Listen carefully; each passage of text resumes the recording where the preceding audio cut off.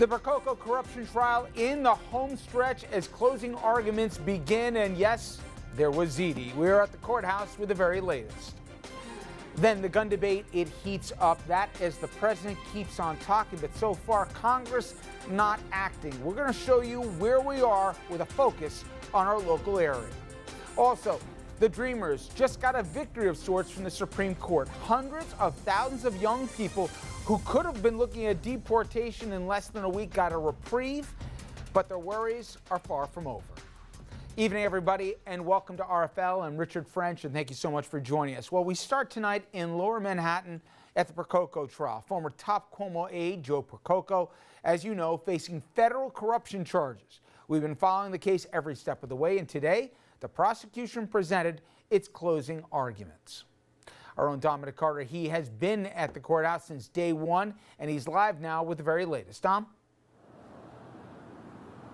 And good evening to you, Richard. Prosecutors tore into Joe Percoco. They are hoping his own words will convict him. The prosecutor, David Zoe, walked right up to the jury, immediately citing the Sopranos TV show and the episode where ZD is a code word for bribery money. The government's argument is Percoco also got the term from the Sopranos, and they allege in his private emails he used it to mean the same thing. The prosecutor said, quoting Percoco, "Where the hell is the ZD? I have none. Have you sent in the ZD? Sending you a new invoice." Prosecutors say Percoco and the three businessmen on trial didn't want to play by the rules. There was more. Quote, "He wanted to know the status of the corrupt payments he'd been promised. This is not how honest and honorable public servants talk.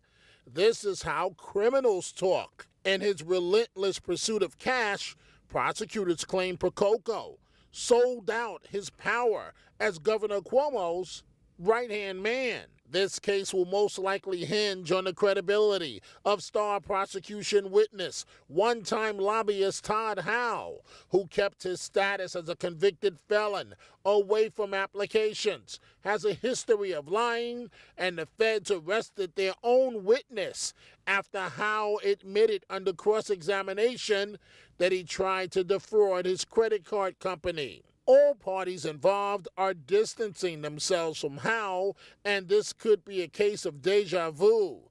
Howe's testimony is quite similar to a recent case for this same U.S. Attorney's Office, where jurors ended up deadlocked and said they couldn't believe the star witness in that case against union leader Norman Seabrook. The prosecution told the jury, quote, "Everyone in this room agrees that Todd Howe is a criminal," adding that the government didn't choose Todd Howe as a witness.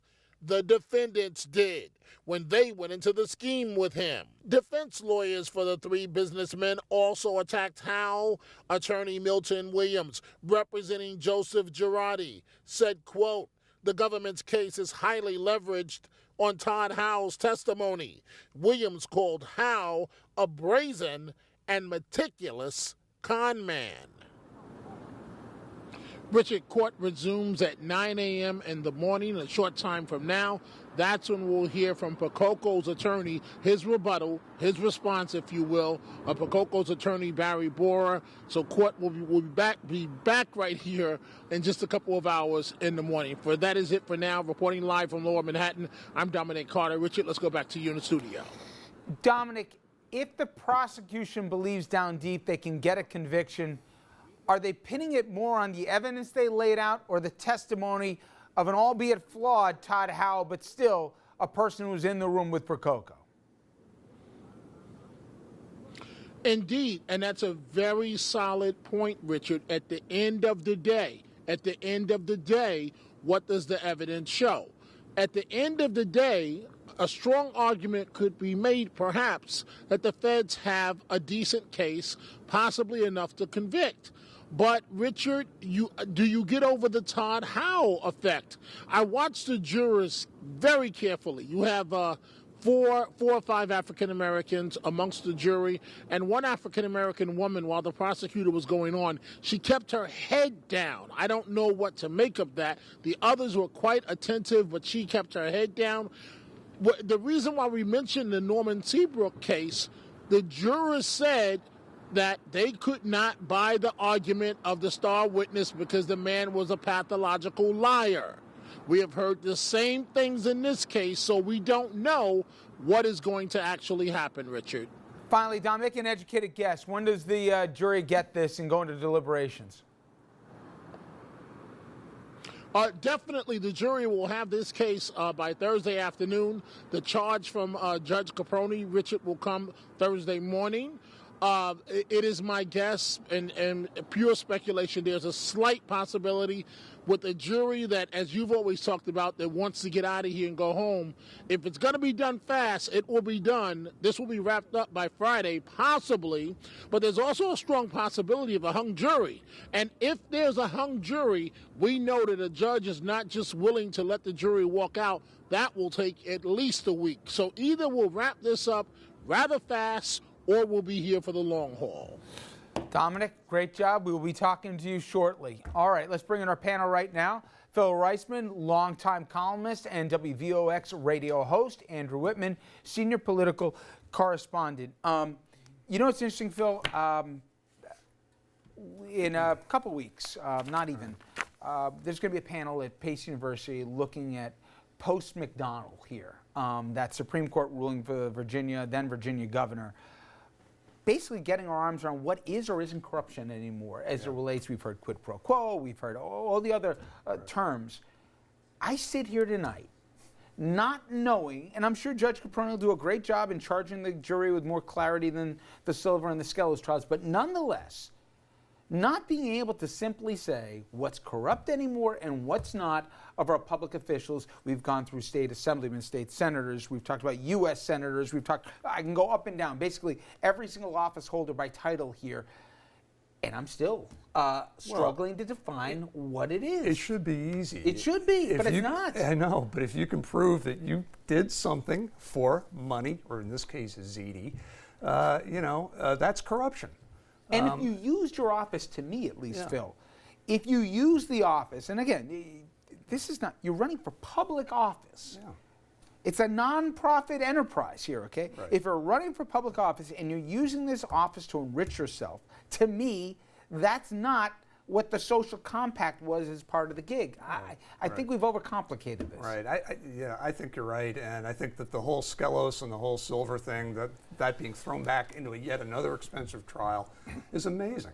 But often on these cases, in the case I always go back to the State Senator Nick Spano case, where he was basically convicted on a tax charge, even though all the other actions were laid out in Preet Bharara's indictment. Had all these sort of quid pro quo kinds of things where he was working for a company and when he was in the state senate and things got done on their behalf and he was paid a lot of money.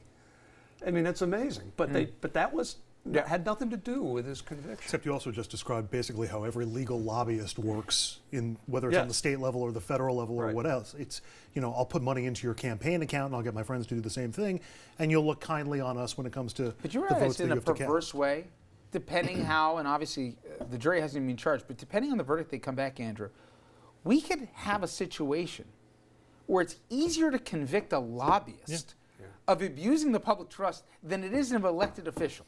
Yeah, because we've sort of defined it that way. It's that's the way the system works nowadays. It's just, I've argued with you before that I think it's all corruption, and that we need to get money out of politics. The other takeaway from this trial that I'm curious about is what the impact is on Andrew Cuomo. I was just about to go there. That's where the punishment. I think we all think, by the way, if somebody said at the beginning of the trial, and the first thing we heard on day one when the prosecution laid out, that not once but twice Percoco called the governor as his house was being raided by the feds. If I told you here we are about to go into March, and Cuomo basically was,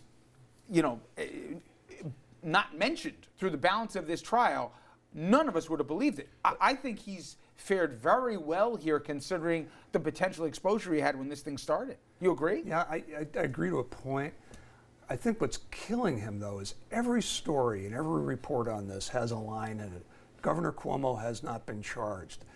But it begs the question, you know, he's connected with Percoco. He's connected in the sense that he was his best pal, he was his surrogate brother, you know, and all these kinds of things. So it just keeps reminding people. But the only connective tissue to me was from the prosecution that he kept using his offices, and he was close. But it wasn't that in any way campaign contributions came back to Cuomo, that in any way, shape, or form, Cuomo made phone calls on Percoco's behalf to get him the contract. I don't think Cuomo's in any legal jeopardy here. I'm talking political. But the best case scenario is that he turned a blind eye or was completely unaware of what was going on a hallway down the hallway with his closest pal, his fellow Cuomo's son. And don't forget, this is the guy, when he came into office, said the corruption in the state of New York would make Boss Tweed blush. I remember that. And who's blushing now? And if Republicans could run anything other than a wet paper bag for governor this year, it might be hurting him when it comes to November. But this could really impact him come 2020. I mean, look at the way they tarred and feathered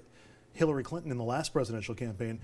It's just I don't know. It's just material for Democrats to use against Cuomo. It's a sense based off of nothing, but it's a sense that if somebody said to the governor, this is how you're going to look as the jury goes into deliberations from the beginning of the trial, he would have signed up for it in a heartbeat. I think he's fared very well in the public arena from where it could have gone. But the spin machines haven't really ramped up against him on this. Fair enough.